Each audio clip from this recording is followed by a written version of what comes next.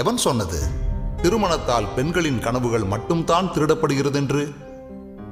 ஆண்களின் கனவுகளும் அடியோடு களவு போவது இங்கு யாருக்கு தெரியும்? வருமானத்தை மட்டுமே நோக்கிய பெரும் பயணத்தில் தொலைத்துவிட்டு தேடுகிறேன் எனது வாழ்க்கையை. கவிதை புத்தகத்தை எடுக்கலாம் என்று நினைக்கும் போதெல்லாம் குடும்ப பிரச்சனைகள் கண்ணீர் புத்தகமாய் என் கண்முன்னே விரிவதை நான் என்ன சொல்ல? ஓஷோவை பற்றியும் ஷெல்லியை பற்றியும் குறிப்பெடுத்த நோட்டுகளில் திருமணத்திற்கு பின்பு அலுவலக மீட்டிங் குறிப்புகளை மட்டுமே நான் அன்றாடம் எழுதி கொண்டிருக்கிறேன். என்னுடைய கவிதை பேப்பர்களை என்னவென்றே தெரியாமல் பழைய பேப்பர்காரனுக்கு பார்சல் செய்து விடுவாள் என் மனைவி.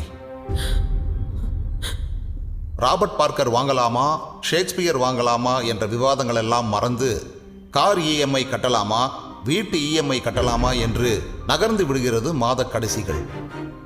அலுவலகம் முடிந்து வீட்டிற்கு வரும் மாலை வேளைகளில் ஏதாவது எழுதலாம் என்று நினைக்கும் போதெல்லாம் மளிகை சாமான் லிஸ்ட் எழுதி அவள் கொடுத்து விடுவாள். அலுவலகத்தில் பிரியா விடை கொடுத்த நாள் எனக்கு கண்முன்னே வந்து போகிறது. பிரியா விடை நாளில் அத்தனை பேரும் கண்ணீரோடு கடந்து செல்வார்கள். ஆனால் ஆனந்த கூத்தாடுகிறேன் நான். இனியாவது என் காலங்களை இப்படி கழிக்க ஆசை. கல்யாணத்தை மறந்த கவிதைகளோடும் காற்றென பறக்கும் காகிதங்களோடும். கடைசியாய் உலகிற்கு ஒன்று சொல்ல விருப்பம். திருமணத்தால் பெண்களின் கனவுகள் மட்டுமல்ல, ஆண்களின் கனவுகளும் அடியோடு சுரண்டப்படுகிறது.